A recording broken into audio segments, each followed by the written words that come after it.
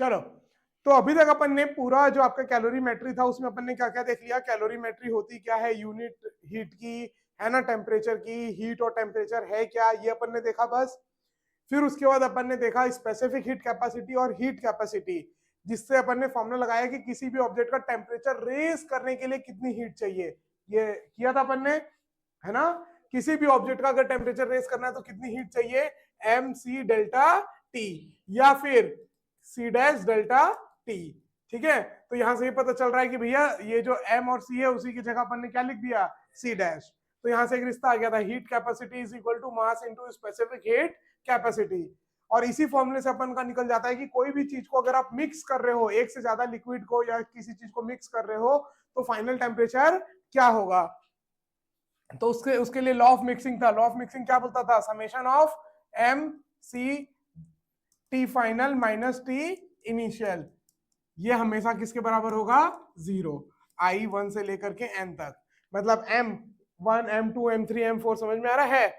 आई की value C आई, मतलब आई की वैल्यू 1 से लेके n तक चेंज हो रही है, तो c1 c2 c3 c4, और T final minus t initial. T final तो सेम होगा सबका, हाँ डेल्टा टी को ही अपन हमेशा क्या लेंगे, टी फाइनल तो सेम होगा सबका, और टी इनिशियल सबका अलग अलग होगा। तो ये समेशन जो है मिक्सिंग के लिए, कि दो चीज को मिक्स करते, तीन चीज को किए तो थे क्लास में। कई बार तो ऐसा सवाल पूछते हो ऐसा लगता है क्लास में हो कि नहीं हो, क्लास में किए थे ना, इसको यूज किए थे कितने बार, है ना। 2-3 क्वेश्चन किए थे अपन, मिक्स किए थे, 3 ऑब्जेक्ट को भी मिक्स किए थे, फाइनल टेम्परेचर क्या बनेगा बताओ, है ना।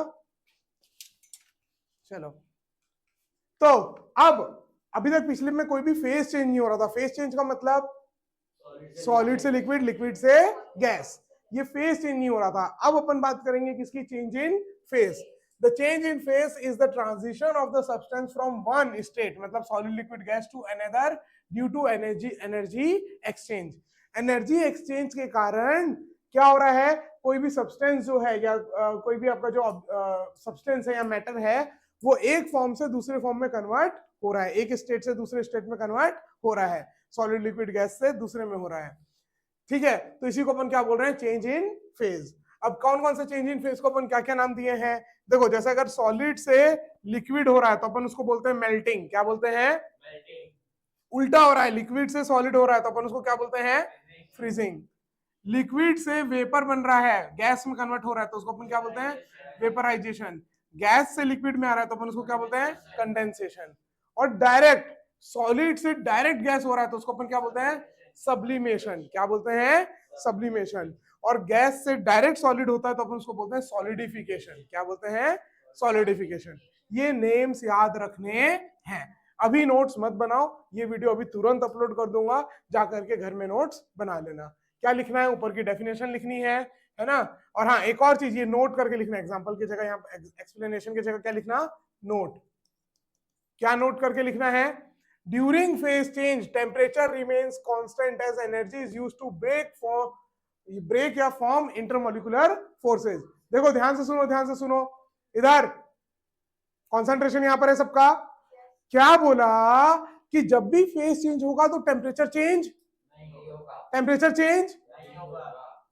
मतलब जैसे आइस है -10 डिग्री सेल्सियस में, आप उसको गर्म करोगे तो -10 से किस में आएगी, 0। अब मेल्टिंग पॉइंट क्या है आइस का, 0। मेल्टिंग पॉइंट क्या है प्योर आइस का, क्या है, 0 डिग्री सेल्सियस। अब 0 डिग्री सेल्सियस आके जब तक पूरी बर्फ नहीं पिघल जाएगी तब तक टेम्परेचर राइज, आप हीट दे रहे हो, गैस के ऊपर रखे हो, लेकिन जब तक पूरी की पूरी बर्फ पिघल नहीं जाएगी तब तक उसका टेम्परेचर राइज नहीं होगा। जब पूरी बर्फ पिघल जाएगी फिर टेम्परेचर बढ़ना चालू होगा, 1 2 3 4 5 6। बात समझ में आई। तो बहुत इंपॉर्टेंट पॉइंट है ये, है ना, इंपॉर्टेंट पॉइंट है, याद रखना। क्या इंपॉर्टेंट पॉइंट है कि फेज चेंज के दौरान, during phase change temperature constant रहता है, टेम्परेचर कांस्टेंट रहता है, याद रहेगा। ठीक है, आइस को रखें, आइस गर्म हो रहा है, आइस जब तक मेल्ट नहीं होगा तब तक उसका 0 से आगे नहीं बढ़ेगा, लेकिन जब भी मेल्ट होगा वो बहुत तेजी से बढ़ेगा। क्या हाँ, मतलब अगर आप बहुत तेज से हीट दे रहे हो, एक तरीके से आप स्टीम जब सप्लाई कर रहे हो तो आप हीट बहुत तेज से दे रहे हो तो तेजी से बढ़ेगा फिर। और वैसे बर्फ पिघलते तक ऐसी स्टीम बहुत ठंडी होकर वाटर बन चुकी होगी। ठीक है, क्लियर है ये बात। चलो आगे बढ़ते हैं। Next, melting and freezing point, यही सब पढ़ना है अपन को पूरा का पूरा। मेल्टिंग, फ्रीजिंग, वेपराइजेशन, कंडेंसेशन अभी नहीं है आपके बुक में, पता नहीं क्यों नहीं है ना। सब्लिमेशन और सॉलिडिफिकेशन भी नहीं है। हाँ, लेकिन होता क्या है ये पता होना चाहिए। समझ में आया? होता क्या है ये पता होना चाहिए। सॉलिड से डायरेक्ट गैस सब्लिमेशन, गैस से डायरेक्ट सॉलिड सॉलिडिफिकेशन, है ना, ये याद होना चाहिए। लेकिन हाँ, अपन को पढ़ना अच्छे से ये है मेल्टिंग और फ्रीजिंग, मतलब मेल्टिंग पॉइंट, और अपन ये सॉलिड से लिक्विड बनाने के लिए कितनी हीट चाहिए वो अपन पढ़ेंगे, है ना। ऑल्दो मैं बता देता हूँ, लिक्विड से गैस, वाटर को लिक्विड से गैस बनाने के लिए चाहिए होती है 540 कैलोरी पर ग्राम। इसीलिए मटके में पानी इतना ठंडा होता है। कभी देखियो मटके का पानी अभी कितना ठंडा होता है। मटके में छोटे छोटे पोर्स होते हैं, वो वहां से पानी बाहर आता है और पानी इवापोरेट होता है। तो 1 ग्राम पानी को उड़ने के लिए कितनी हीट चाहिए होती है? 540 कैलोरी, मतलब इंटू 4.2 करो, इतने जूल्स, कितना हो जाएगा? 54 इंटू 54 इंटू 4 ही कर लो खाली,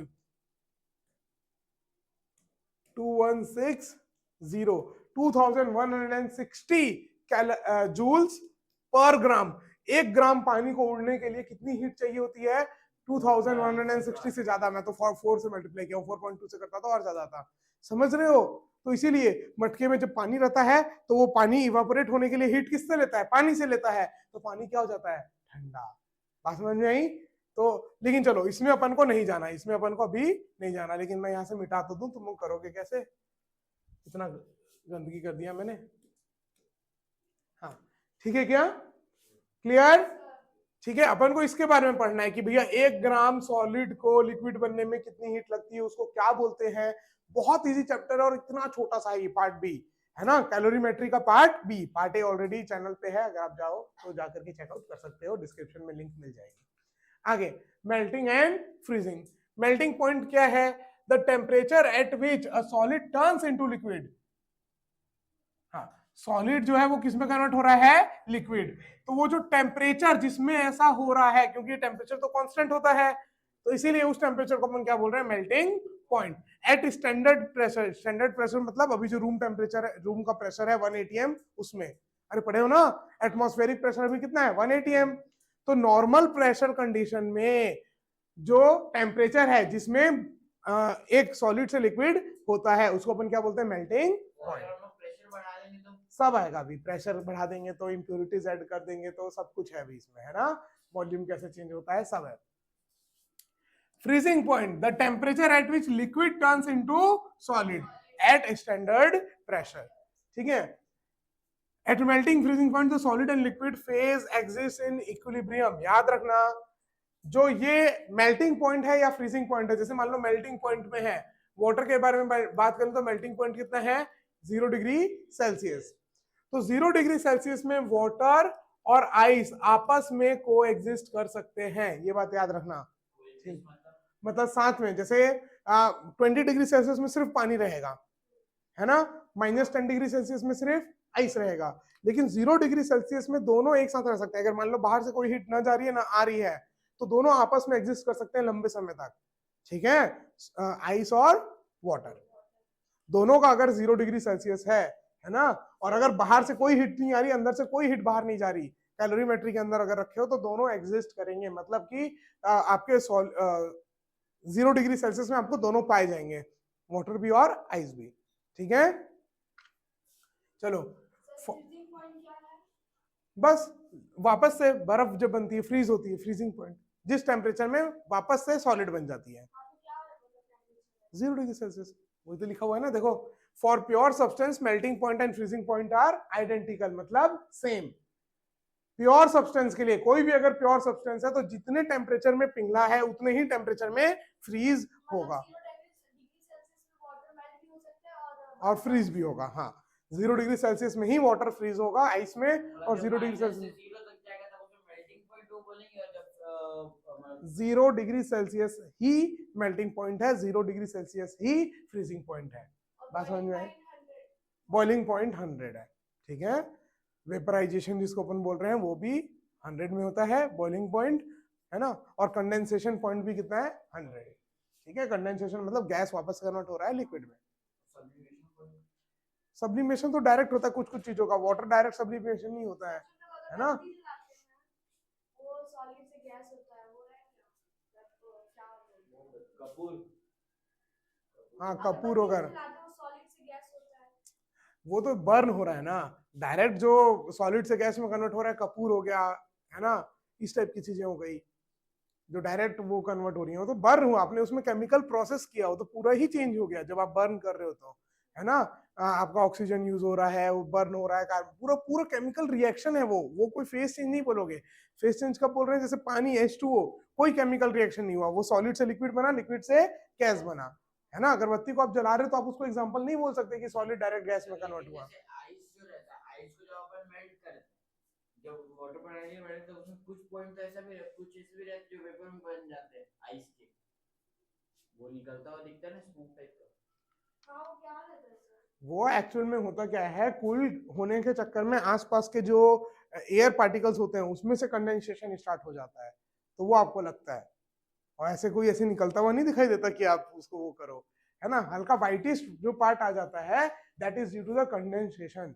जो एटमॉस्फेयर में, एसी के अंदर पानी कहाँ से आता है, ठंडा कर देते हो एसी को, एसी के अंदर सब ठंडा रहता है पूरा, तो जो हवा यहाँ पर है, इस हवा में बहुत ज्यादा पानी है, वो पानी कंडेंस हो जाता है और वो पीछे निकलता है एसी के, ठीक है। चलो आगे।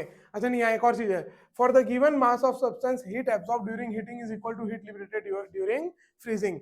मतलब क्या है, देखो 1 ग्राम पानी को, प्योर पानी को, अगर मैं सॉरी 1 ग्राम प्योर आइस को वाटर बनाऊंगा तो मान लो मेरे को हीट देनी पड़ेगी, तो उतनी ही हीट मेरे को निकालनी पड़ेगी अगर मैं वाटर को आइस बनाऊंगा 1 ग्राम। तो अगर equal mass of given mass of substance है, अगर मास जो है वो बराबर है, तो जितनी हीट लगेगी मेल्ट करने में उतनी हीट अपन को निकालनी पड़ेगी फ्रीज करने में। बात समझ में आई? ट्रिकी क्वेश्चन दे दिया कि फाइंड द वो न्यूमेरिकल वैल्यू दे दी कि आइस का ग्राम इतना था, ये इतना था, अपन ने इतना हीट किया, तो दोनों का फ्रीजिंग पॉइंट और मेल्टिंग पॉइंट का उनको एक निकाल के कर लिख सकते हैं ना कि फ्रीजिंग पॉइंट और मेल्टिंग पॉइंट वाटर बोल दिया तो 0 डिग्री सेल्सियस फाइनल। हीट बोलेगा तो हीट अभी निकालेंगे, फॉर्मूला देंगे, है ना, टेंशन नहीं। Freezing point, melting point water का 0 डिग्री सेल्सियस फाइनल, वो मास के ऊपर डिपेंड नहीं करेगा। मास के ऊपर क्या डिपेंड करेगा, कितनी हीट रिक्वायर्ड है या कितनी हीट बाहर निकल रही है, वो डिपेंड करेगा। Is that clear? चलो, heating curve of ice during melting, तो मैंने क्या बताया, देखो जैसे माइनस में टेम्परेचर है तो यहां पर सिर्फ क्या एग्जिस्ट कर रहा है, आइस। क्या एग्जिस्ट कर रहा है, जैसे ही 0 डिग्री सेल्सियस पहुंचा, कितना पहुंचा, 0 डिग्री सेल्सियस, अब टेम्परेचर बढ़ी नहीं रहा, बढ़ी नहीं रहा, बढ़ी नहीं रहा, आप हीट दिए जा रहे हो, क्यों हीट दिए जा रहे हो, दिए जा रहे हो, लेकिन इतने लंबे समय तक टेम्परेचर नहीं बढ़ा। और ये एक्सपेरिमेंट आप करके देख सकते हो, एक बीकर लो, उसमें पूरे बर्फ डाल दो, है ना, डाल दिए, और यहाँ पर एक थर्मोमीटर रख दो। थर्मोमीटर को एकदम नीचे पेन से मत टच करना, क्योंकि पेन का टेम्परेचर तो बढ़ेगा। बात समझ में आई? अब ये जो होता है, ये पेन, ये आपका वाटर या आइस में होना चाहिए। तो अब जब आप बर्फ में इसको डाल दोगे तो आपको टेम्परेचर दिखाएगा माइनस में या फिर 0 डिग्री सेल्सियस, है ना। अब इसको रख दो बर्नर में, है ना, तो अब आपको दिखेगा कि टेम्परेचर 0 है, तो 0 का 0 ही रहेगा जब तक पूरी बर्फ नहीं पिघली। हाँ, अब एक्चुअल एक्सपेरिमेंट करोगे तो क्या होगा, आप अनइवन हीटिंग कर रहे हो, यहाँ की हीटिंग को ऊपर जाने में भी टाइम लगेगा, तो तब हो सकता है थोड़ा सा कि मतलब जब थोड़ी सी एकदम बर्फ बची है तब थोड़ा सा टेम्परेचर बढ़ गया। वो भी क्यों बढ़ा, क्योंकि आपने अनइवन हीटिंग करी, है ना। अरे हीट को ऊपर जाने में भी तो टाइम लगेगा, पूरे में ट्रांसफर होने में। तो अगर आप बहुत धीरे धीरे हीट दे रहे हो तो आप ये देख सकते हो कि जब तक पूरा का पूरा बर्फ नहीं पिघला तब तक टेम्परेचर राइज नहीं हुआ, और जैसे ही ये पूरा का पूरा पिघल जाएगा फिर आप देखोगे तुरंत 0 से लेकर के बढ़ने लग जाएगा 100 तक, बॉइलिंग पॉइंट तक, ठीक है, हीट देते रहोगे तो ये एक्सपेरिमेंट आप कर सकते हो। उसी एक्सपेरिमेंट का रिजल्ट है ये, तो टेम्परेचर और ये हीट, अपन हीट दिए जा रहे हैं और टेम्परेचर नाप रहे हैं। तो बहुत देर तक टेम्परेचर क्या था, बढ़ा पहले जब वो बर्फ था, फिर इसमें क्या एग्जिस्ट, को एग्जिस्ट कर रहे हैं दोनों एक साथ, इसमें को एग्जिस्ट कर रहे हैं, वाटर प्लस आइस को एग्जिस्ट कर रहे हैं, और फिर जैसे ही पूरी बर्फ पिघल गई फिर टेम्परेचर फिर राइज होना चालू कर गया। वाटर की क्वांटिटी कैसे ज्यादा हो जाएगी, मतलब कि आइस मतलब वाटर बनेगा तो वाटर ज्यादा होगा, वजन उतना ही रहेगा और वॉल्यूम एक लिमिट तक पहले कम होगा फिर बढ़ेगा 4 डिग्री सेल्सियस तक, ठीक है। वो क्या बोलते हैं उसको, एनोमलस एक्सपेंशन ऑफ वाटर या फिर quality of property of water. पहले पेन को गर्म कर ले, पानी डालने के बाद तो इसी के आसपास टेंपरेचर है, फिर बर्फ डालेंगे तो वही तो पेन का टेम्परेचर 80 से नीचे आएगा, है ना। बट जो वाटर जो बना आइस और वाटर, उसका टेम्परेचर नहीं बढ़ेगा जब तक पूरी की पूरी बर्फ ना पिघल जाए। हाँ, अब ये ऐसा नहीं होगा कि इसका तुरंत अचानक से 80 से 0 हो जाएगा, तो जादू मंत्र थोड़ी हो रहा है। अगर मान लो एक लोहा है, उसको गर्म करके आपने बर्फ में डाल दिया, तो भाई अगर लोहा का टेम्परेचर 100 डिग्री सेल्सियस या 500 डिग्री सेल्सियस है, तो वो धीरे धीरे धीरे धीरे पिघलेगा, कम होगा। बात समझ में आई? हाँ, लेकिन आइस और आइस का पिघला हुआ जो वाटर है वो 0 डिग्री सेल्सियस में रहेगा जब तक वो पूरी की पूरी आइस पिघल ना जाए। हाँ, तब फिर बढ़ना चालू हो जाएगा प्रैक्टिकली। अच्छा, वैसे बोल रहे हो कि आइस कम हो गया वाटर ज्यादा, ठीक है, बट मास इक्वल रहेगा। मान लो अगर आपने 50 ग्राम आइस को पिघलाया है तो पानी भी कितना मिलेगा, 50 ग्राम, ठीक है। मास can neither be created nor be destroyed. चलो, ये क्लियर हो गया क्या? ठीक है, पढ़ भी लेते हैं क्या बोला है। A heating curve plot temperature versus heat input as ice melts to water. जैसे जैसे आइस मेल्ट हो रहा है वैसे वैसे अपन क्या इस कर्व में अपन क्या प्लॉट कर रहे हैं, टेम्परेचर को और हीट को, ठीक है क्या। The plateau at 0 degree Celsius, plateau type का बन गया ऐसे जाकर के। 0 degree Celsius indicates latent heat absorption without temperature change. ये जो बन गया ऐसे प्लेट्यू टाइप का स्ट्रेट लाइन, हॉरिजॉन्टल लाइन बन गया, ये क्या दिखा रहा है कि टेम्परेचर राइज नहीं हुआ है। और इसी समय जो जितनी हीट दी जा रही है इसी को अपन बोलते हैं लेटेंट हीट। क्या बोलते हैं? Latent heat. अभी अलग से पढ़ेंगे, भी टॉपिक है लेटेंट हीट। जब टेम्परेचर नहीं बढ़ रहा है, जब तक टेम्परेचर कांस्टेंट है उतने देर में आपने जितनी भी हीट दी उसको बोलते हैं लेटेंट हीट। क्या बोलते हैं? क्या बोलते हैं? लेटेंट हीट, ठीक है। और यहाँ पर क्योंकि पिघलाने के लिए दी जा रही है तो इसको बोलते हैं latent heat of vapour, latent heat of fusion, latent heat of fusion, क्योंकि आप कन्वर्ट कर रहे हो आइस को, सॉलिड को लिक्विड में, ठीक है। आगे बढ़ते हैं जल्दी से। अब change in volume on melting. Volume कैसे चेंज होगा मेल्ट होते समय? तो जनरली हर चीज की वॉल्यूम बढ़ती है मेल्ट होते समय, याद रखना। क्या याद रखना है? जनरली हर चीज की वॉल्यूम बढ़ती है मेल्ट होते समय। केवल एग्जांपल याद रखना, जैसे वाटर और बिस्मिथ, आइस और बिस्मिथ, ये भी एक है सब्सटेंस है, जैसे अलग अलग ये है ना, वैसे बिस्मिथ है, ठीक है। तो बस आइस और बिस्मिथ जो है, इधर इधर इधर इधर, जो आइस और बिस्मिथ जो है ये कॉन्ट्रैक्ट करते हैं मेल्टिंग पे थोड़ा टाइम तक, ठीक है।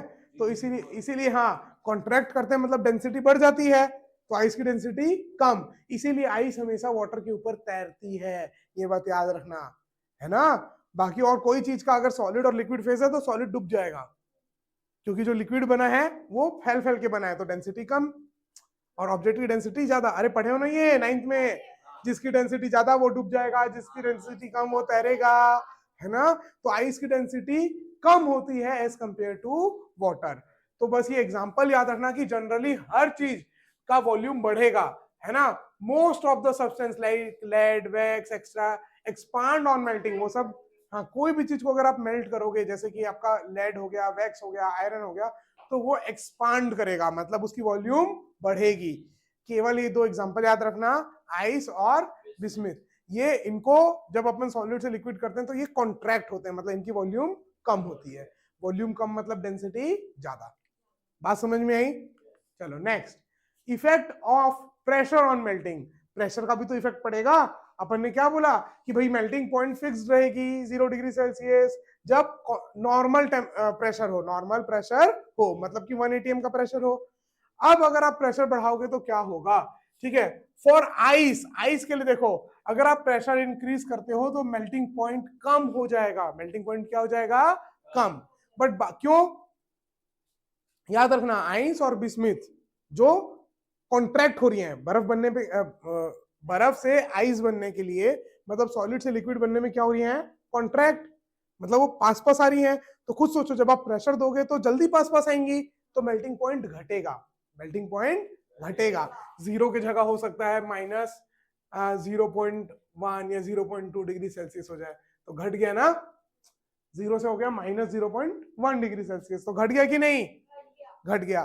तो याद रखना प्रेशर का इफेक्ट क्या है, आइस के लिए या बिस्मिथ के लिए जो कॉन्ट्रैक्ट होते हैं, लिक्विड बनने पे कॉन्ट्रैक्ट होते हैं, उनमें प्रेशर बढ़ाओगे तो मेल्टिंग पॉइंट, घटेगा अगर प्रेशर बढ़ाओगे तो मेल्टिंग पॉइंट घटेगा घटेगा, और बाकियों में जो एक्सपांड कर रहे हैं उसमें मेल्टिंग पॉइंट बढ़ाओगे, सॉरी प्रेशर बढ़ाओगे तो मेल्टिंग पॉइंट बढ़ेगा। बात समझ में आई, क्लियर है ये। मेल्टिंग पॉइंट डिक्रीजेस बाई, देखो मैं तो बहुत ज्यादा बढ़ा दिया, 0.0072 डिग्री सेल्सियस पर एटीएम इंक्रीज ऑफ आइस। जैसे यहाँ 1 एटीएम की जगह मैं प्रेशर डबल कर दूं 2 एटीएम, कितना कर दूं 2 एटीएम, तो मेल्टिंग पॉइंट कम हो जाएगा कितने डिग्री से, 0.0072 डिग्री सेल्सियस से, बहुत कम हुआ है ना, बट इतने डिग्री सेल्सियस से जो मेल्टिंग पॉइंट है वो क्या हो जाएगा, कम। नोट भी कौन करेगा? अरे तो एग्जैक्टली जब आप कैलकुलेशन कर रहे हैं, एक्सपेरिमेंट कर रहे हैं, कुछ मशीन बना रहे हैं, तब तो एग्जैक्ट कैलकुलेशन करते हैं ना, अभी ना नहीं करोगे डे टू डे लाइफ में, ठीक है। Compression lowers melting point, example ice skating, है ना, आइस में जो आप स्केट कर पाते हो, ठीक है, वो किस लिए कर पाते हो कि जैसे ही प्रेशर पड़ा तो मेल्टिंग पॉइंट क्या हो गया, कम, मेल्टिंग पॉइंट क्या हो गया, कम, तो उसकी वजह से आप आराम से स्केटिंग कर पाते हो प्रॉपर। फिर मेरा एक डाउट है, हाँ, जैसे जो तूफान वाले एरिया रहता है उसमें प्रेशर ज्यादा बड़ा रहता है, जरूरी नहीं है, टोर्नेडो वाले एरिया में मान लो हाँ कहीं कहीं पर स्पेस में अनइवन प्रेशर हो जाता है, कहीं पास भी अनइवन प्रेशर, जैसे मान ले 3 एटीएम 4 एटीएम, 3 एटीएम 4 एटीएम, भैया प्रेशर कुकर में 1.5 एटीएम होता है, तो प्रेशर के कुकर देख रहे हो, 1.2 एटीएम ले लिए, हाँ 1.1 1.2 बस, वो भी नहीं होगा, उतना भी नहीं होगा, बहुत कम अंतर आएगा। देख रहे हो कितना, एक एटीएम बढ़ाने में प्रेशर का मेल्टिंग पॉइंट का अंतर कितना रहा है, 0.0072, तो 1 की जगह 1.0203 ऐसे मानो बस। अरे प्रेशर कुकर के अंदर 1.5 1.6 एटीएम प्रेशर होता है, इतना भयानक, जिसमें सीटी निकलती है, कुकर फटने का डर होता है, समझ रहे हो। अरे खाना घर में बना है, गैस सिलेंडर के अंदर आइडिया नहीं है, देखना पड़ेगा, गूगल करना पड़ेगा, है ना। तो भाई यार बहुत होता है 2 एटीएम प्रेशर, ठीक है। चलो हाँ आगे, बंदा जो एक नॉर्मल आदमी कितने एटीएम प्रेशर तक झेल सकता है? पानी में कितना नीचे तक जा सकता है, ज्यादा नहीं, प्रेशर बढ़ जाता और वैक्यूम में कितना प्रेशर होगा? वैक्यूम में 0, वैक्यूम का मतलब प्रेशर 0 है क्या, पहली बार सुन रहे हो, कहीं पर वैक्यूम क्रिएट कर दिया मतलब प्रेशर कितना हो गया, 0 पूरा का पूरा। और जो मतलब अपने अर्थ जो है, अर्थ के ऊपर स्पेस में 0 एटीएम का प्रेशर, हाँ जो यहाँ 1 एटीएम बोल रहे हैं, तो एटमॉस्फेयर, अपने एटमॉस्फेयर के कारण यहाँ पर प्रेशर है। आप खुद सोचो, अभी मैं तुम्हारे ऊपर इतना भारी भरकम बुक रख दूं तो यहाँ प्रेशर बढ़ जाएगा, बढ़ जाएगा। वैसे ही आपके सर के ऊपर इतनी हवा है, 100-200 किलोमीटर 300 किलोमीटर तक हवा है, तो उस पूरी हवा का भी तो वजन होगा। आपको फील नहीं हो रहा है, एक्स्ट्रा प्रेशर लगता है तो फील होता है, क्यों, क्योंकि आपका ब्लड प्रेशर भी उतना ही है। अरे आपके स्किन को एक्स्ट्रा प्रेशर फील होता है, ठीक है। अभी क्या है, बाहर से हवा का प्रेशर और अंदर से ब्लड का प्रेशर बराबर है, थोड़ा ज्यादा है अंदर का ब्लड का प्रेशर, तो अभी नेट इस स्किन के ऊपर नेट फोर्स कितना है, 0। अब आप एक्स्ट्रा हल्का सा भी फोर्स लगाते हो तो आपको फील होता है, लेकिन हवा का यहाँ जो प्रेशर है 1 लाख न्यूटन पर मीटर स्क्वायर, वो आपको फील नहीं हो रहा है। इतना भयानक है एयर का प्रेशर, समझ रहे हो। मतलब यहाँ से अगर ऐसे कोई चुटकी बजा के यहाँ से एयर का प्रेशर गायब कर दे, हवा गायब कर दे, तो आप फट जाओगे, आपका ब्लड का प्रेशर इतना ज्यादा है, समझ रहे हो। अचानक से ऐसे चुटकी बजा के गायब कर दे, वैसे फटने से पहले आप जम जाओगे, सॉलिडिफाई हो जाओगे। थैनोस अगर चुटकी बजाया होता, अर्थ का एटमॉस्फेयर गायब करता, तो कुछ नहीं बचता।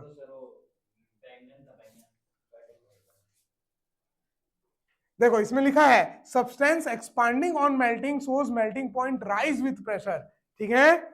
तो याद रखना, जो सब्सटेंस एक्सपेंड करते हैं उनका मेल्टिंग पॉइंट राइज होगा विथ प्रेशर, प्रेशर बढ़ाने में मेल्टिंग पॉइंट भी राइज होगा। लेकिन जो कॉन्ट्रैक्ट होते हैं जैसे कि आइस और बिस्मिथ, तो इनका मेल्टिंग पॉइंट लोअर होगा ऑन इंक्रीजिंग द प्रेशर। याद रहेगा, आगे बढ़ते हैं। Effect of impurities on melting, है ना। अब आप जो नमक डालते हैं उसको भी अपन इम्प्यूरिटीज बोल रहे हैं, है ना।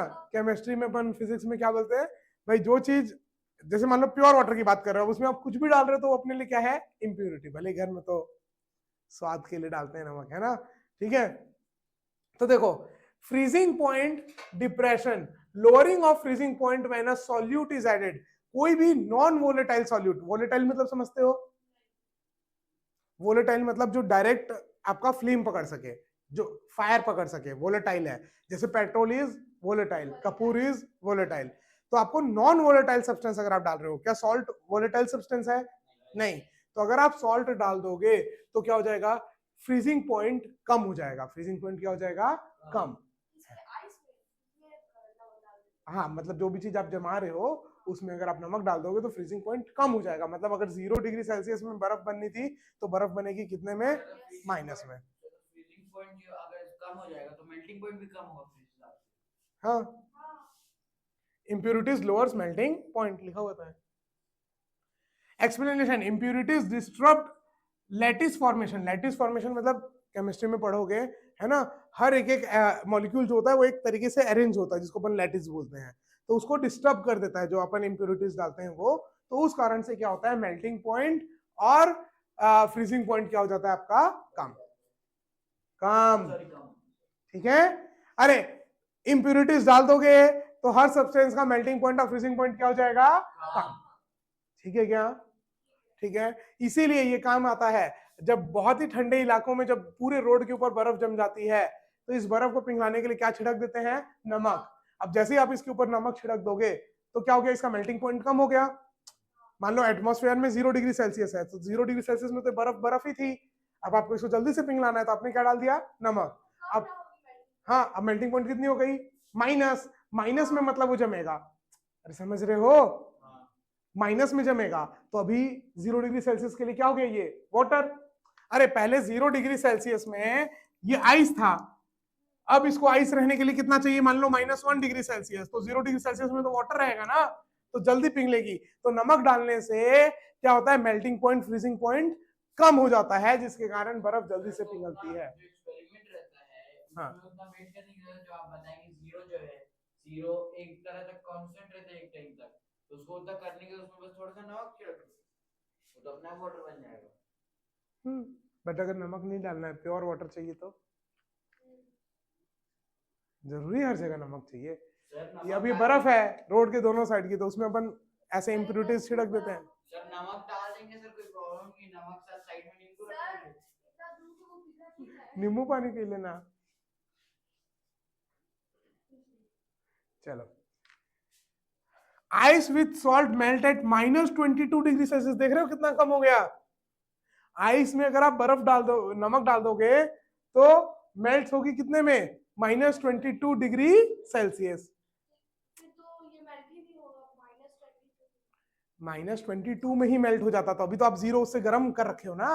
अरे -22 ज्यादा ठंडा है ना, मेल्टिंग पॉइंट कहां पर है, -22। मतलब -22 से ज्यादा -20 दोगे तब भी बर्फ पिघल जाएगी, समझ रहे हो। तो 0 डिग्री सेल्सियस में तो पिघल ही जाएगी।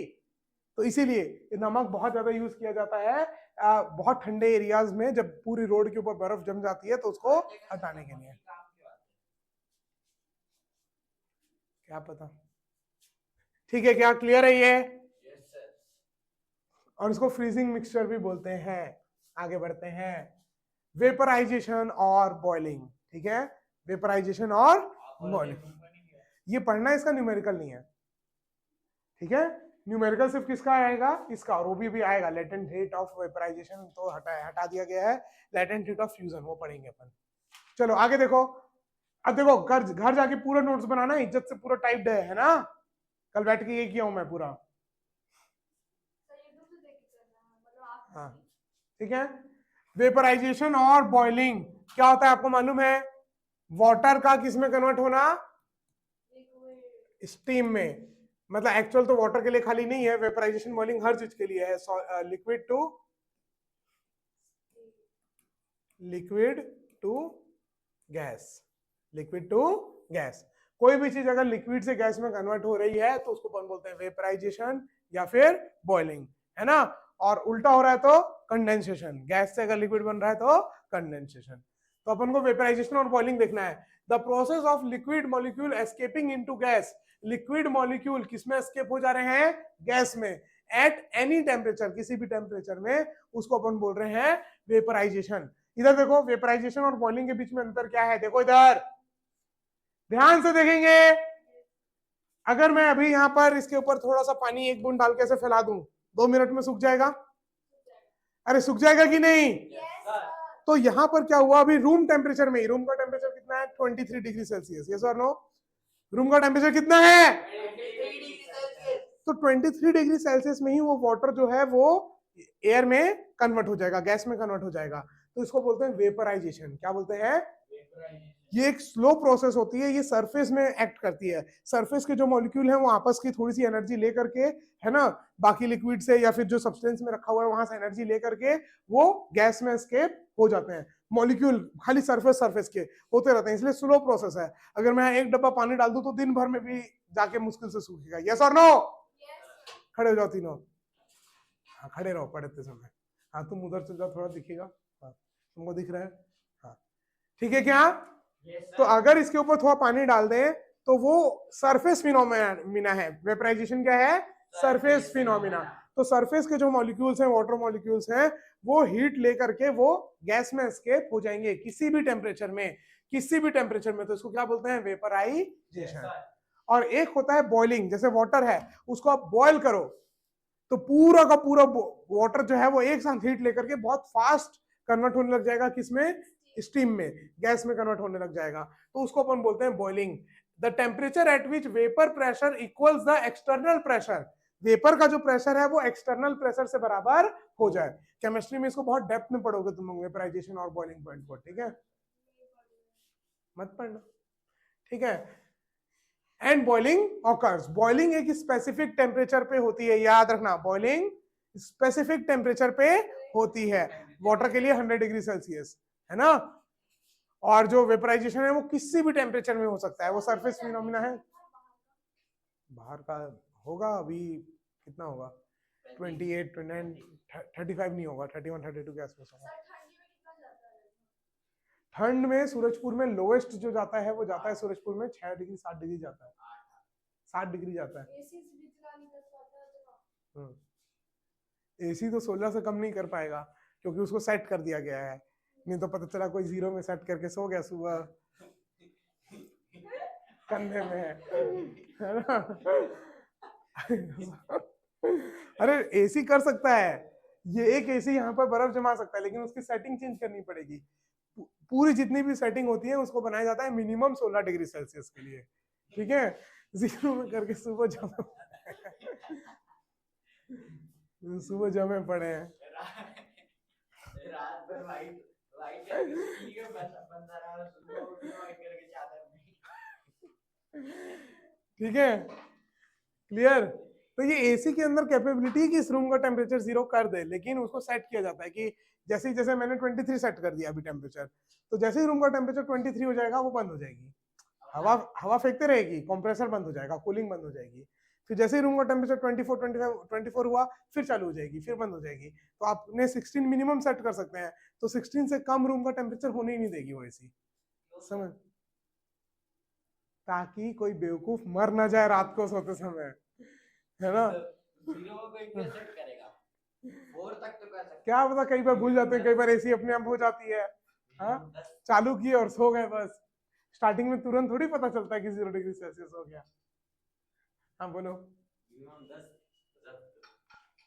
16 ही में बहुत ठंडा हो जाता है रूम, क्यों 10 जाना है? कश्मीर में कितना डिग्री सेल्सियस जाता था सर मिनिमम? माइनस में जाता होगा। माइनस में इंसान भी जम जाते हैं। तो ऐसे जैकेट पूरा पहने रहते हैं, पतला सा कपड़ा पहन के थोड़ी ना चल जाते हैं यार वहाँ ठंड के टाइम। तुम लोग ये चैप्टर कंप्लीट नहीं करना देना चाहते क्या? हाँ सर आप हम लोग खड़ा कर दिए ना, ज्यादा एनर्जी आ गई। हाँ इसीलिए तो खड़ा किया हूँ, बैठे बैठे तो नींद आने लग जाती है तुम लोगों को। सुबह सुबह क्लास हो रही है तो यही होगा, क्यों? चलो ये बात समझ में आ गई? वेपराइजेशन और बॉइलिंग के बीच में क्या अंतर है, बात समझ में आ गई? वेपराइजेशन एक सरफेस फिनोमिना है जो किसी भी टेम्परेचर में जो लिक्विड है वो गैस में एस्केप हो रहा है, और बॉइलिंग के टाइम क्या होता है, वेपर का जो प्रेशर होता है वो एक्सटर्नल प्रेशर के बराबर हो जाता है। तो बहुत फास्ट कन्वर्ट होता है लिक्विड टू गैस। और बॉइलिंग हमेशा एक स्पेसिफिक टेम्परेचर में होगी। वाटर के लिए बॉइलिंग पॉइंट कितना है? 100 डिग्री सेल्सियस। कितना है? 100 डिग्री सेल्सियस। ठीक है। सर 1 डिग्री सेल्सियस कितना फ़ारेनहाइट है? हाँ, 1 डिग्री सेल्सियस कितना फ़ारेनहाइट है? सर फ़ारेनहाइट ऐसा कोई फिक्स्ड नहीं है उसमें, जैसे केल्विन फिक्स्ड है ना, हर अलग अलग डिग्री सेल्सियस के लिए अलग अलग फ़ारेनहाइट है, वो आप फॉर्मूला से निकाल सकते हो। सर फ़ारेनहाइट किसको मतलब यूनिट ऑफ टेम्परेचर ही है। तो जैसे एक छोटी चीजों को नॉर्मल नापने के दूसरे मतलब जैसे आप जो थर्मामीटर लेकर के आते हैं, आप अपने बॉडी का टेम्परेचर 95, 100, 104 बोलते हैं, वो फ़ारेनहाइट में बोलते हैं। हाँ सर, हम लोग ठीक है। बॉडी टेम्परेचर हाईएस्ट कितना जा सकते हैं फीवर में? 30। 30? अरे फ़ारेनहाइट में बोल रही है, डिग्री सेल्सियस में है तो पता नहीं मेरे को। फ़ारेनहाइट में आपका लगभग मान के चलो नॉर्मल में नहीं, नॉर्मल में 96, 97, 98 रहेगा आपका। 100 में पहुंच गया मतलब थोड़ा फीवर है, 104 मतलब बहुत हाईएस्ट फीवर है आपका, तो 105 तक मान के चलो। और 5 सेल्सियस मतलब गए हो अप्रॉक्स बता दीजिए डिग्री सेल्सियस में। 105 के बाद अप्रोक्स ऐसे आप बोल ही नहीं सकते हो, आपको निकालना पड़ेगा हर के लिए। फॉर्मूला है, डायरेक्ट नहीं कि दिस प्लस दिस कर दो तो इतना हो जाएगा, कोई एक इक्वल डिफरेंस नहीं है।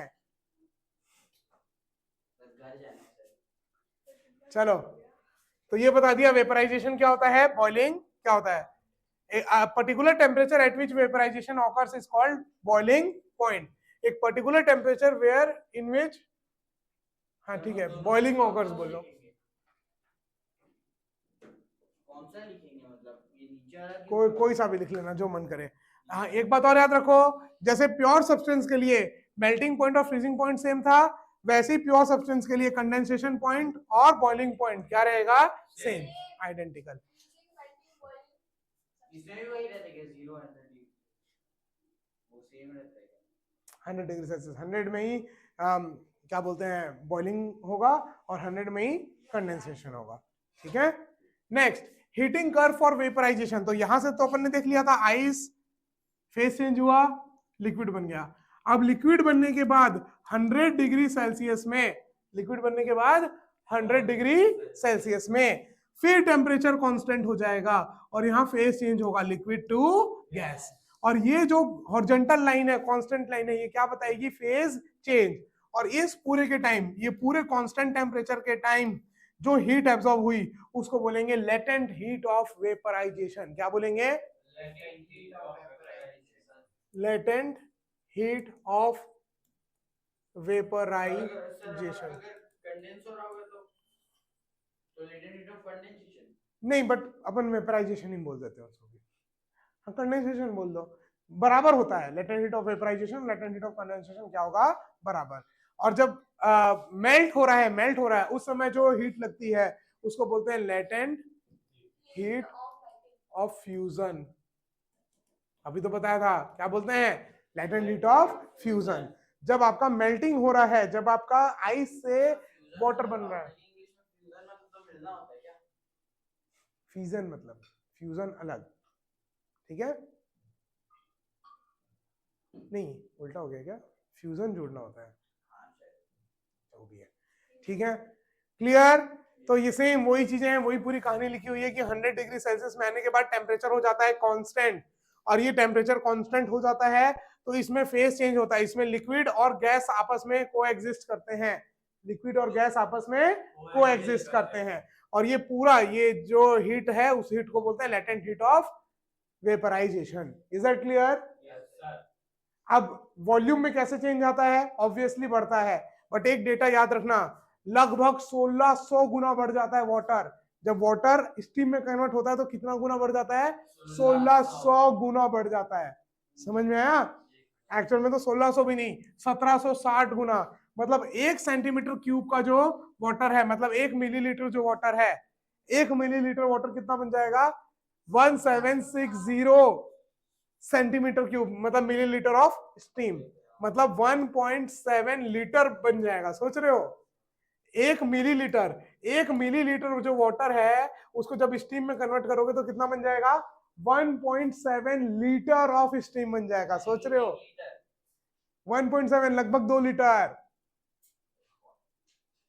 एक ml ऑफ वाटर को अगर आप स्टीम में कन्वर्ट करोगे तो लगभग 2 लीटर स्टीम बन जाएगा। मैगी बनाते हैं जो हम लोग पानी डालते हैं वो भी इवापोरेट हो जाता है, जिनको सूखा खाना होता है, तो वो कितना बनता होगा?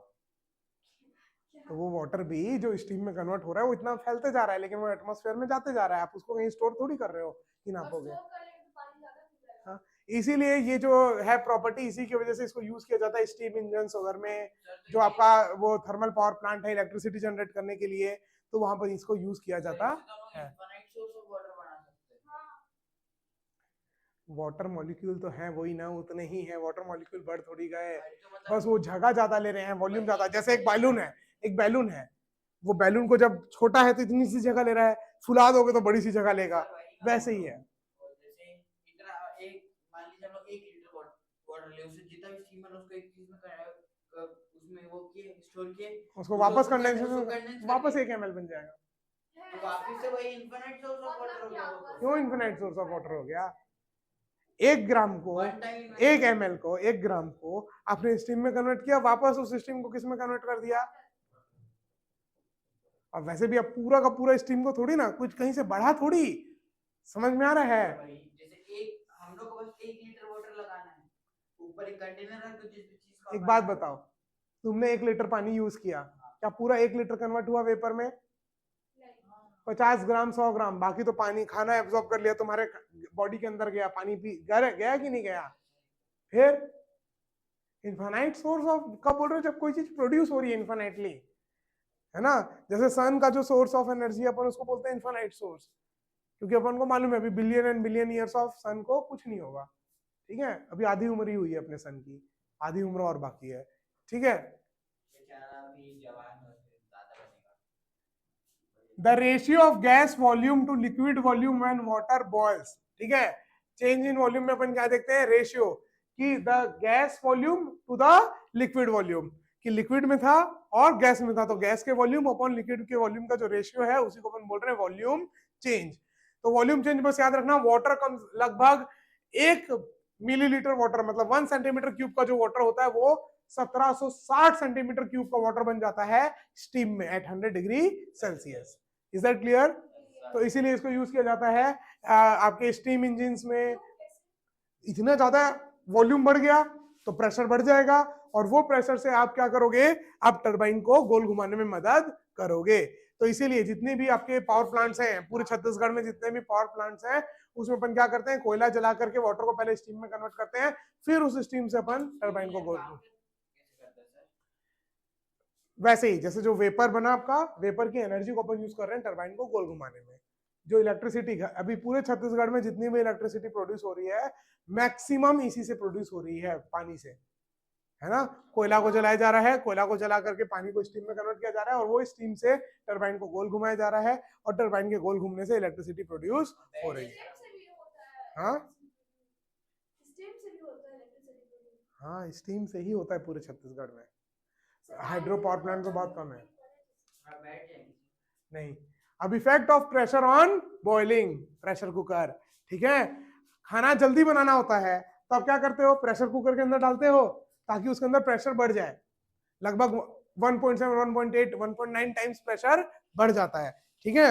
1 से 1.8 1.9 एटीएम प्रेशर हो गया। तो जब प्रेशर आपका बढ़ जाता है तो जो आपका वेपराइजेशन बॉइलिंग पॉइंट है वो भी क्या हो जाएगा? बढ़ जाएगा। देखो इधर देखो, अगर खुला पैन में अगर आप पानी को रख के अगर कुछ चीज उबाल रहे हो तो 100 डिग्री से ज्यादा ऊपर तो पानी का टेम्परेचर नहीं जाएगा, तो 100 डिग्री सेल्सियस में खाना बनेगा तो धीरे बनेगा। अब आप चाहते थे जल्दी बने खाना, तो आपने क्या किया? प्रेशर कुकर ले लिया। अब उसमें मान लो 2 एटीएम प्रेशर हो गया, तो बॉइलिंग पॉइंट बढ़ गया, 100 से कितना हो गया? 120 130 140। अब पानी 140 डिग्री सेल्सियस में है अंदर। अरे यस और नो? अरे ओपन पैन होता तो 100 डिग्री से ज्यादा पानी का टेम्परेचर नहीं जाता, लेकिन प्रेशर कुकर के अंदर 120 130 डिग्री जा रहा है, तो ज्यादा गर्म हो गया पानी, तो ज्यादा जल्दी खाना बनेगा। बात समझ में आ रही है? बात समझ में आ रही है ना? तो variation of boiling point with external pressure, definition, what is the effect of pressure on boiling? तो इफेक्ट अपन क्या देख रहे हैं? वेरिएशन देख रहे हैं बॉइलिंग पॉइंट का विथ एक्सटर्नल प्रेशर, बाहर के प्रेशर से, है ना। अब लिक्विड है तो लिक्विड में अपन कहां का प्रेशर देख रहे हैं? बाहर का। Higher pressure raises boiling point, याद रखना, higher pressure raises boiling point. Pressure आप बढ़ाओगे तो बॉइलिंग पॉइंट बढ़ जाएगा, इसलिए प्रेशर कुकर में बॉइलिंग पॉइंट बढ़ जाता है, खाना जल्दी बन जाता है। ठीक है, यहाँ पर एडवर्टाइजमेंट था, मैं मिटा दिया। वे एडवर्टाइजमेंट थोड़ी करने बैठे हैं, प्रेस्टीज लिखा था शायद, कर ही दिए। पैसा मिला। चलो ठीक है। हाँ, अगर चैनल में 1-2 लाख सब्सक्राइबर होते तो अपन एडवर्टाइजमेंट वाले के लिए बोल सकते थे किसी को, भाई हम हर जगह तेरे कंपनी का प्रोडक्ट यूज करेंगे इमेजेस। वीडियो लाइक कर देखिए। Thank you. सर मैं देखा लाइक भी किया हूं। कितने देर देखे हो? 10 सेकेंड, 5 सेकेंड, 20 सेकेंड? नहीं मैं देखा हूं। नहीं मैं 20 मिनट देखी होगी। मैं वही 20-30 मिनट मैं भी रात को तो देखा था।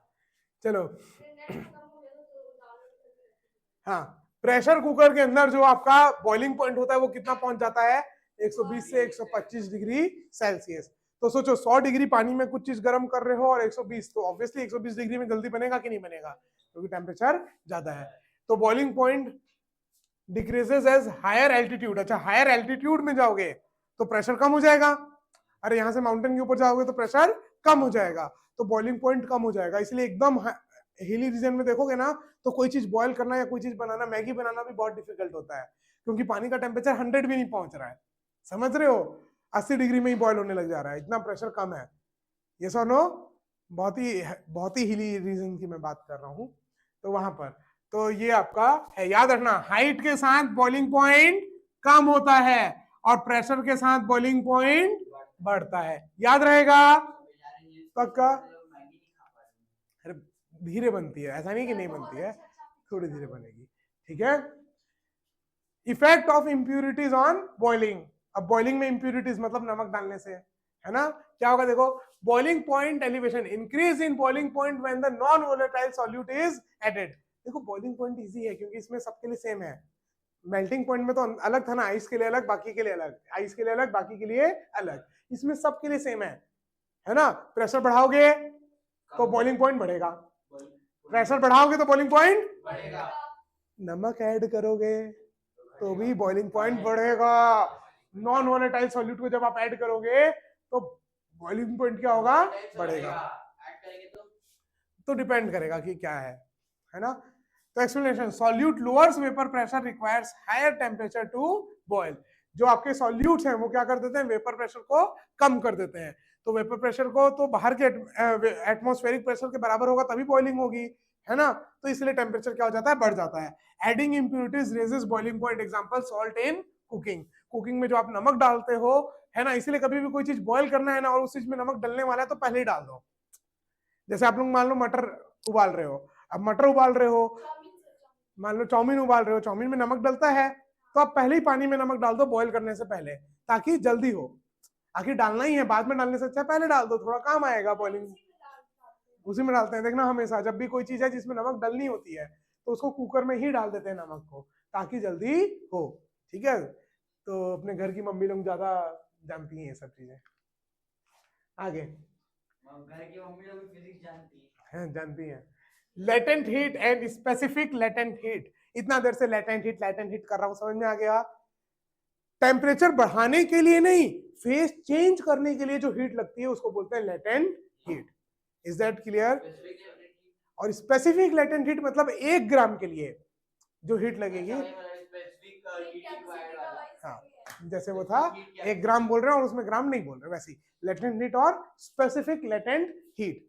अब जब मेल्टिंग के लिए जो लेटेंट हीट देख रहे हैं उसको बोलते हैं लेटेंट हीट ऑफ फ्यूजन, और बॉइलिंग के लिए जो लेटेंट हीट लेते हैं उसको बोलते हैं लेटेंट हीट ऑफ वेपराइजेशन। ठीक है, लेटेंट हीट ऑफ फ्यूजन होता है 80 calorie per gram, sorry latent, specific latent heat होता है पर ग्राम बोल रहे हैं ना, specific latent heat of fusion होता है 80 कैलोरी पर ग्राम।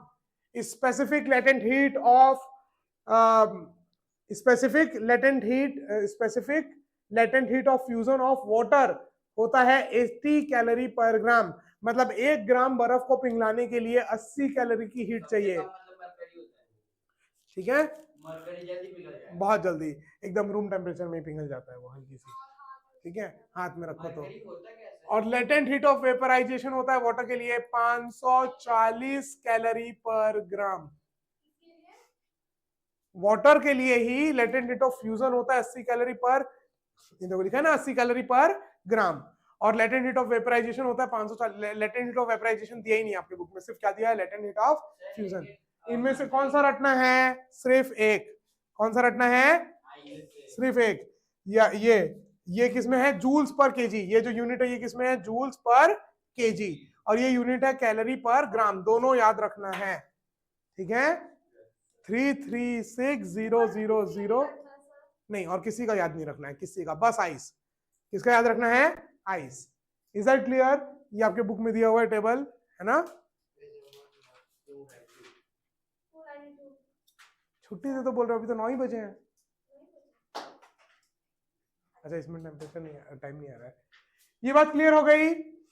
टेम्परेचर कांस्टेंट रहे और फेज चेंज हो, उस समय जो हीट रिक्वायर्ड होती है उसको बोलते हैं लेटेंट हीट। अगर आप 1 ग्राम के लिए या 1 केजी के लिए, पर यूनिट के लिए देख रहे हैं, तो उसको बोलते हैं स्पेसिफिक लेटेंट हीट। और रटनी है, आइस के लिए स्पेसिफिक लेटेंट हीट होती है 80 कैलोरी पर ग्राम या 336000 जूल पर केजी, ठीक है, याद रहेगा। या ऐसे भी याद रख सकते हो, 336 जूल पर ग्राम। अरे 336 जूल पर ग्राम। Is that clear? Latent heat क्या होता है, फेस चेंज करने के लिए, मॉलिक्यूल्स को ब्रेक करके एक दूसरे से दूर करने के लिए। यही तो हो रहा है, सॉलिड में पास पास है, लिक्विड में थोड़ा दूर, गैस में एकदम दूर। तो इनका बॉन्ड को, मॉलिक्यूल्स के बॉन्ड को ब्रेक करने के लिए जो एनर्जी लग रही है ना, काइनेटिक एनर्जी नहीं बढ़ रही।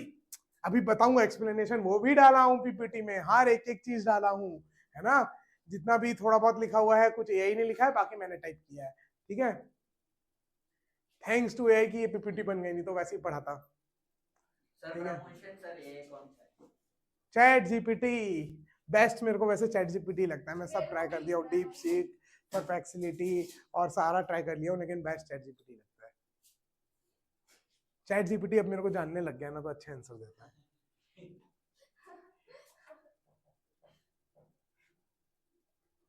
मैं तो डांट भी देता हूँ चैट जीपीटी, ये क्या बनाया है भाई, तू, तेरे को समझ में नहीं आ रहा क्या मैं क्या बोल रहा हूँ तेरे को।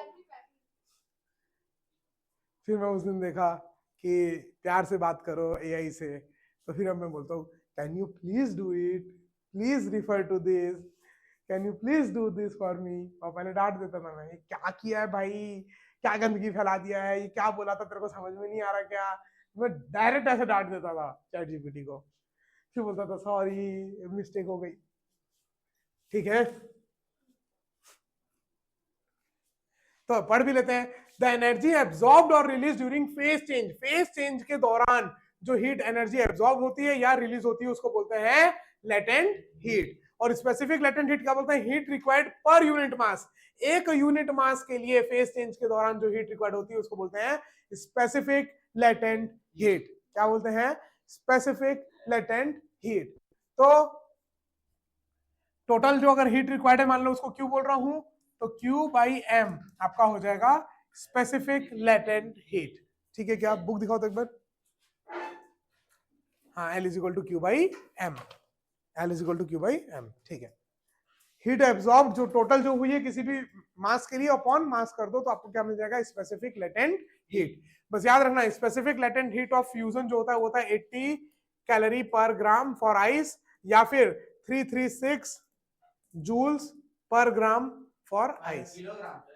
पर किलोग्राम में 3 जीरो और डल जाएंगे, अगर 3 जीरो नहीं डालोगे तो मिटा देता हूं, पता चला फिर तुम गलत, ठीक है।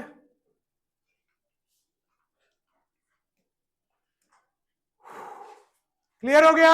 Yes sir. लेटेंट हीट क्या होता है, फेज चेंज के दौरान जो हीट का एक्सचेंज होता है, रिक्वायर्ड होता है, उसको बोलते हैं लेटेंट हीट। और एक यूनिट मास के लिए जो रिक्वायर्ड होता है उसको बोलते हैं specific latent heat. Specific latent heat आपको रटना है, फेज चेंज के लिए उसको बोलते हैं स्पेसिफिक लेटेंट हीट। और स्पेसिफिक लेटेंट हीट आइस का होता है 80 कैलोरी पर ग्राम या 300 क्या बोलेंगे 36 जूल पर ग्राम। अरे स्पेसिफिक लेटेंट हीट ही है, अरे पर ग्राम बोल दिए ना, स्पेसिफिक ही है, ठीक है। नहीं, मैं भी खड़ा हूं ना, सर तो आप तो टीचर है सर। हाँ तो क्या हो गया, सर हम लोग एक ही एक जगह पे खड़ा तो घूम भी रहे सर। वहीं पर ऐसे हल्का सा इधर उधर ऐसे होते रहो। चलो, specific latent heat of fusion, fusion of ice, fusion of ice मतलब पिघलने के लिए, ये याद करा दिया 80 कैलोरी या फिर 336 किलो जूल पर केजी या 336 जूल पर ग्राम। अरे 1 ग्राम के लिए 336 जूल लग रहा है, तो 1 किलो के लिए कितना लगेगा, 336,000 तो kilo joule. Explanation of latent heat, kinetic model, क्या बोला, according to kinetic model the molecules in a solid vibrates about their mean position, total molecular energy comprises kinetic energy and potential energy depending upon the intermolecular forces and separation. During melting average kinetic energy remains unchanged but the potential energy increases. देखो इधर ध्यान से सुनो, जो energy heat energy है body के अंदर, वो दोनों उसके kinetic energy plus potential energy के कारण है, लेकिन जो टेम्परेचर मेजर है वो सिर्फ किसका है, average kinetic energy of one molecule, average kinetic energy of one molecule. तो क्या बोला, जब फेज चेंज हो रहा है तो सॉलिड से जब लिक्विड बन रहा है तो एवरेज काइनेटिक एनर्जी जो एक मॉलिक्यूल की है वो चेंज नहीं होगी। आप जो एनर्जी दे रहे हो उससे पोटेंशियल एनर्जी बढ़ जा रही है, और पोटेंशियल एनर्जी बढ़ने के कारण हीट बढ़ गई, बॉडी के अंदर हीट बढ़ गई, लेकिन टेम्परेचर बढ़ा नहीं, क्योंकि जो आपने एनर्जी दी वो काइनेटिक एनर्जी में नहीं गई। एक ऑब्जेक्ट के अंदर जो मॉलिक्यूल्स हैं, एक मॉलिक्यूल दूसरे मॉलिक्यूल के ऊपर अट्रैक्टिव फोर्स लगा रहे हैं तो आपस में पोटेंशियल एनर्जी भी होगा। पोटेंशियल एनर्जी कब डिफाइन किया है, कंजर्वेटिव फोर्स के लिए डिफाइन किए हैं। तो जो चार्जेस का फोर्स होता है वो कैसा होता है, कंजर्वेटिव। कैसा होता है, कंजर्वेटिव। हाँ, तो पोटेंशियल एनर्जी सिर्फ कंजर्वेटिव फोर्स के लिए डिफाइंड है ना। तो जो चार्जेस हैं, जो मॉलिक्यूल हैं, उनके एक दूसरे के बीच में पोटेंशियल एनर्जी भी है, और हर पार्टिकल अपनी जगह पे वाइब्रेट कर रहा है तो काइनेटिक एनर्जी भी है। कितना तेज वाइब्रेट कर रहा है ये टेम्परेचर बताता है, एक मॉलिक्यूल कितना तेज वाइब्रेट कर रहा है ये टेम्परेचर बता रहा है, और उसकी जो काइनेटिक एनर्जी है प्लस पोटेंशियल एनर्जी है वो क्या बताता है, हीट। क्या बताता है, हीट, इंटरनल एनर्जी हीट बताता है, ठीक है। तो अब एक बात बताओ कि जब आप फेज चेंज हो रहा है तो टेम्परेचर बढ़ रहा है क्या,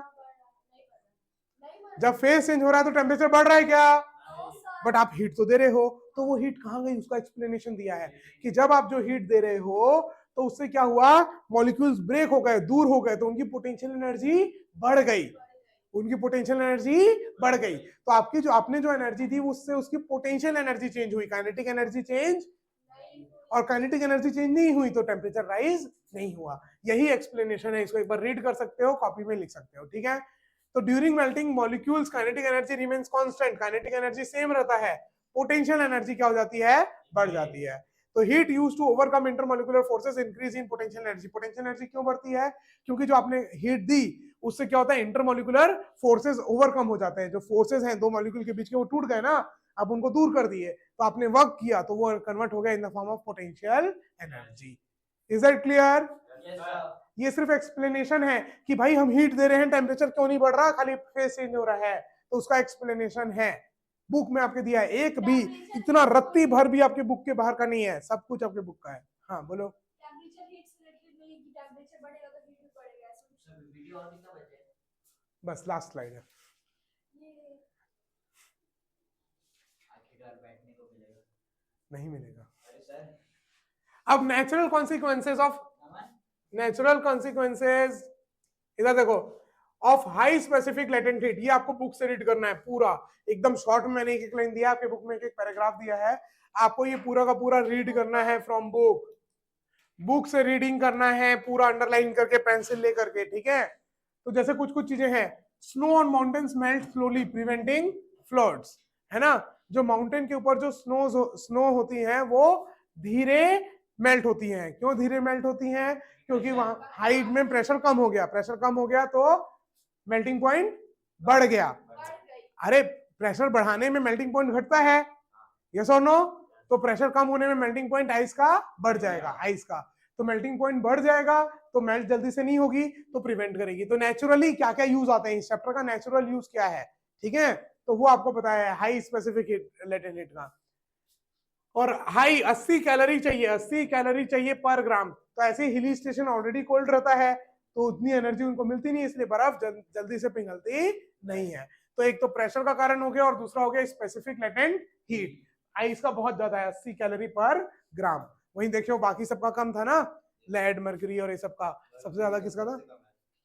हाँ। वाटर का था।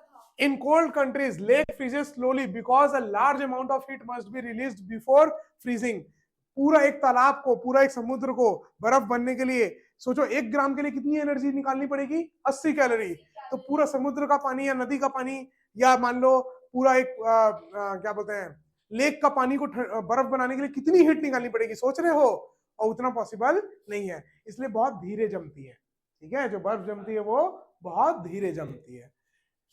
Drinks cool faster with ice than with cold water because 1 gram ice at हाँ, जैसे आप 0 डिग्री सेल्सियस में पानी लो और 0 डिग्री सेल्सियस में बर्फ लो, दोनों में से क्या डालोगे कि आपका जो कोल्ड ड्रिंक है वो जल्दी ठंडा हो? बर्फ। क्यों? क्योंकि बर्फ को पिघलने के लिए 80 कैलोरी हीट चाहिए, वो कहां से ले लेगा? आपकी पूरी कोल्ड ड्रिंक से ले लेगा, झट ले ठंडी हो जाएगी। बात समझ में आई? और वहीं पर अगर आप 0 डिग्री सेल्सियस का वाटर डालोगे तो जितनी हीट लेगा उतना बढ़ेगा, तो 0 से तो ज्यादा ही होगी टेम्परेचर, लेकिन बर्फ डालने में 0 रह सकती है। बात समझ में आई? इसलिए आइस डालते हैं क्योंकि उसका स्पेसिफिक लेटेंट हीट कितना है? बहुत ज्यादा, 80 कैलोरी पर ग्राम। तो आपने जैसे ही बर्फ को डाला किसी लिक्विड में, हर 1 ग्राम आइस को पिघलने के लिए कितनी हीट चाहिए? 80 कैलोरी। तो वो 80 कैलोरी किससे लेगा? लिक्विड से लेगा। अरे चारों साइड जिस लिक्विड में है, जिस कोल्ड ड्रिंक में है, उसी से तो हीट लेगा, तुरंत ठंडी होगी। ये सर नो, इसलिए बर्फ डालते हैं, पानी नहीं डालते। Is that clear? Sir cold drink में से क्या चीज है जिससे फ्रीजी बन जाता है? मेन तो CO2 ही रहता है मेन कोल्ड ड्रिंक में। Surrounding become very cold when frozen lakes melts. जब फ्रोजन लेक जो है वो जब मेल्ट होते हैं तब सराउंडिंग ज्यादा ठंडा हो जाता है, क्योंकि सोचो एक पूरा का पूरा लेक वो जब मेल्ट हो रहा है तो कितनी हीट चाहिए? 1 ग्राम को 80 कैलोरी। सोचो पूरा लेक को, पूरे लेक में तो कितने किलो टन ऑफ वाटर होगा। सोचो वो पिघल रहा है तो कितनी हीट कहां से लेगा? पूरे अपने एनवायरनमेंट से लेगा, ठंड, एकदम ठंडा। तो रीजन जो है बर्फ पिघलते समय ज्यादा ठंडा होगा एज कंपेयर टू बर्फ जमते समय। बात समझ में आई? और इसीलिए तो लिक्विड कोल्ड ड्रिंक में डालते हैं, क्योंकि कोल्ड ड्रिंक में डाले तो बर्फ पिघल रही है, पिघलते समय ज्यादा ठंडा करती है। स्प्राइट की बॉटल मंगवाए, स्प्राइट की बॉटल में डबल थी, जब हम लोग उसको गिलास में से सर्व करने लगे, एक में डाले, हम लोग को दिखते कि बर्फ फुल हो गया, लेकिन ले जाते वो एक्चुअली आपको खाली गैस की वजह से लगता है कि फुल हो गया है। जैसे पानी, चाय आपका थोड़ा सा भी हो, बॉयल होता है तो पूरा ऊपर तक आ जाता है, सेम। तो गैस इतना तेजी से निकलता है कि आपको ऐसा लगता है बबल्स के कारण कि वो ऊपर तक आ गया, लेकिन वो क्वांटिटी उतनी है। वो प्रेशर से होता है ना। हाँ हाँ, वो सोडा वाले के पास एक मशीन है, उससे प्रेशर। सर और अगर वो तो खाली प्रेशर बनाते हैं। सर अगर हम वो गैस को कंज्यूम करें तो कुछ होगा? कौन सी गैस? जो गैस रहती है। हाँ, ज्यादा कर लोगे तो नुकसान पड़ेगा, क्योंकि CO2 आपके लिए नुकसानदायक है। ठीक है, as heat is absorb from the atmosphere. बात समझ में आई? तो ये 5, 4 ही लिखा है इसमें, 5 है आपके बुक में, पांचों के पांचों को बहुत अच्छे से रीड करेंगे। इसी के साथ ये चैप्टर होता है समाप्त। हाँ, न्यूमेरिकल्स है, न्यूमेरिकल्स करेंगे अपन इसका कल। आज अपन करेंगे पहले का न्यूमेरिकल, तभी तो इसका न्यूमेरिकल कर पाएंगे। तो जो मैंने पहले के बाद एक्सरसाइज आपको होमवर्क दी थी वो पहले डिस्कस करेंगे, फिर इसके ऊपर और न्यूमेरिकल करेंगे, फिर इसका होमवर्क देंगे। Is that clear? अच्छा, नहीं, या तो इसका न्यूमेरिकल कर लेते हैं 2-4 ठोक, ठीक है, इसका न्यूमेरिकल कर लेते हैं। इसका न्यूमेरिकल कर लेंगे तो अच्छा ना, आज मैं होमवर्क दे पाऊंगा। कल ही कर लेंगे ना, न्यूमेरिकल बन जाएगा। कल कर लेंगे सर। तो कल मैं अगर इसका न्यूमेरिकल तुम लोगों को क्लास में कराऊंगा तो फिर तुम लोग होमवर्क परसों करके, अच्छा नहीं तुम लोग बोल रहे हो डायरेक्ट करके अटेम्प्ट करके देखोगे। ठीक है, चलो तो आज की इस क्लास को एंड करते हैं यहीं पर, फिर मिलेंगे आपसे अगली क्लास में। तब तक के लिए हंसते रहिए, मुस्कुराते रहिए, देखते रहिए सौरभ सर की class. Jai Hind, bye bye, take care.